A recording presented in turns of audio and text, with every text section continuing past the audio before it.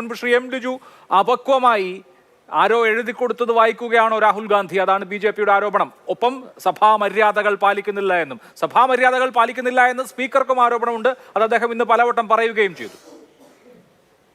ഒന്ന് അഭിലാഷ്, ഈ എഴുതിക്കൊടുത്ത് ടെലിപ്രോംപ്റ്ററിന് മുമ്പിൽ സംസാരിക്കുന്ന ആളിനെയാണ് ഉദ്ദേശിച്ചതെങ്കിൽ ആ പേര് രാഹുൽ ഗാന്ധി എന്നല്ല, നരേന്ദ്രമോദി എന്നാണ്.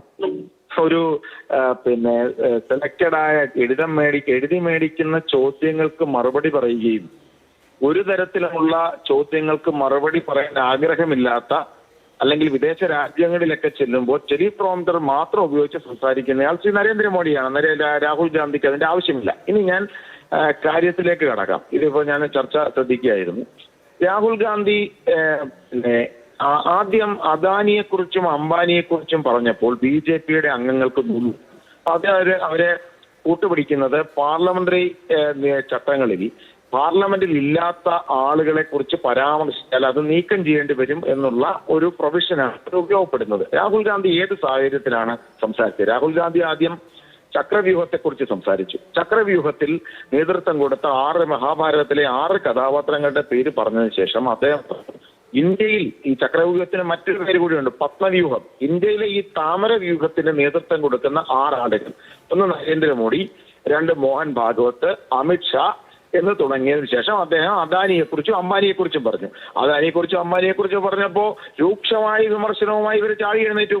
അപ്പൊ രാഹുൽ ഗാന്ധി പറയാനുള്ള കോണ്ടെക്സ്റ്റ് എന്താണ്? അദ്ദേഹം ഇന്ത്യൻ ബജറ്റിന്റെ ഇത്തവണത്തെ ബജറ്റിന്റെ കോർ ആശയം പറഞ്ഞു. അദ്ദേഹം അതിനകത്ത് പറഞ്ഞ ഒരു പ്രധാനപ്പെട്ട കാര്യം എന്ന് പറഞ്ഞാൽ ക്യാപിറ്റൽ, അതായത് മൂലധനത്തിന്റെ കേന്ദ്രീകരണം. അതാണ് ഈ ബജറ്റിന്റെ ഒരു പ്രധാനപ്പെട്ട സ്വഭാവം. ഇന്ത്യയിൽ മൂലധനം കേന്ദ്രീകരിക്കപ്പെട്ടിരിക്കുന്ന 2 പ്രധാന വ്യവസായികളിലേക്കാണ്. അത് ഇൻഫ്രാസ്ട്രക്ചർ ആകട്ടെ, മറ്റ് തരത്തിലുള്ള ഡെവലപ്മെന്റ്സ് ബിസിനസ് ആയിക്കൊള്ളട്ടെ, അത് അദാനിയും അംബാനിയുമാണ്. ഇപ്പോ ഫിനാൻഷ്യൽ കോൺസെൻട്രേഷനെ കുറിച്ച് അല്ലെങ്കിൽ ക്യാപിറ്റൽ കോൺസെൻട്രേഷനെ കുറിച്ച് പറയുമ്പോൾ ചായക്ക് നടത്തുന്ന ചെല്ലപ്പന്റെയും അപ്പുറത്ത് നടക്കുന്ന വേറെ ആളുടെയും പേര് പറയാൻ പറ്റുമോ? ഇവിടെ ഇന്ത്യയിൽ ഫിനാൻഷ്യൽ കോൺസെൻട്രേഷൻ നടത്തിക്കൊണ്ടിരിക്കുന്ന അല്ലെങ്കിൽ ആരിലേക്കാണ് ഇവരുടെ നയങ്ങൾ ധനം കേന്ദ്രീകരിക്കുന്നത്? അദാനിയിലേക്കും അംബാനിയിലേക്കുമാണ്. രാഹുൽ ഗാന്ധി പറഞ്ഞു, ഞാൻ കൃത്യമായ ആശയമാണ് പറഞ്ഞത്. ഇന്ത്യയിലെ മൂലധനത്തിന്റെ കേന്ദ്രീകരണം, എയർപോർട്ടുകളാകട്ടെ, പോർട്ടുകളാകട്ടെ, റോഡുകളാകട്ടെ, ഇനിയാകട്ടെ റെയിൽവേ ആകട്ടെ, ഇതെല്ലാത്തിന്റെയും നിങ്ങളുടെ നയങ്ങളുടെ കേന്ദ്രീകരണം എത്തുന്നത് ഈ 2 വ്യവസായികളെ കുറിച്ചാണെന്ന് പറഞ്ഞാൽ അത് ആശയപരമായ വിമർശനമാണ്. ഇപ്പൊ ഞാൻ ഈ ഫോണിലായതുകൊണ്ട് അപ്പുറത്താരം സംസാരിക്കാൻ എനിക്കത്തില്ല. അദ്ദേഹം സംസാരിക്കുന്നത് കേട്ടു.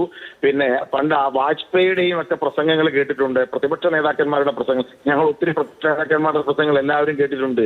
ഇന്ത്യയുടെ പാർലമെന്ററി ചരിത്രത്തിൽ ആശയപരമായ ഒരു കാര്യം പറയുമ്പോൾ, ഫിനാൻഷ്യൽ കോൺസെൻട്രേഷൻ, വെൽത്ത് കോൺസെൻട്രേഷനെ കുറിച്ച് പറയുമ്പോൾ അത് കേന്ദ്രീകരിക്കപ്പെടുന്ന വ്യവസായികളെ കുറിച്ച് സംസാരിക്കണ്ടേ?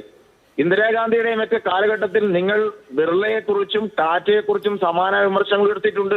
ഇന്ത്യയിലെ പ്രതിപക്ഷ നേതാക്കന്മാരുടെ പ്രസംഗങ്ങൾ, പാർലമെന്ററി ചരിത്രം പരിശോധിക്കണം. ടാറ്റയെക്കുറിച്ച് പരാമർശിച്ചിട്ടില്ലേ? ബിർളയെക്കുറിച്ച് പരാമർശിച്ചിട്ടില്ലേ? അപ്പോ ഇന്ത്യൻ പാർലമെന്ററി ചരിത്രത്തിൽ വ്യവസായികളെ കുറിച്ച് പരാമർശിക്കപ്പെടുന്നത് ഇത് നടാടെ അല്ല, ആദ്യമായിട്ടല്ല.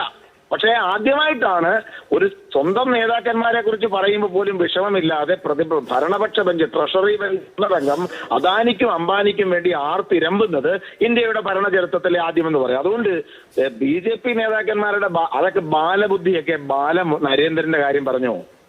ചെറുപ്പത്തിൽ മുതലേ പിടിക്കാൻ ആറ്റിലിറങ്ങിയെന്നും ചെറുപ്പം മുതലേ അദ്ദേഹം മഹാനുഭാവനാണെന്നും അദ്ദേഹം ബയോളജിക്കൽ ബർത്തൊക്കെ വല്ല RSSന്റെ ശാഖകളിലോ ബാലഗോകുലത്തിലോ ഒക്കെ പഠിപ്പിച്ചാൽ മതി. അല്ലാതെ ബാലബുദ്ധി എന്ന പേര് ഇപ്പോഴും ചേരുന്നത് നരേന്ദ്രമോദിക്കാണ്, അല്ല രാഹുൽ ഗാന്ധിക്കല്ല. ശരി, ഓക്കെ.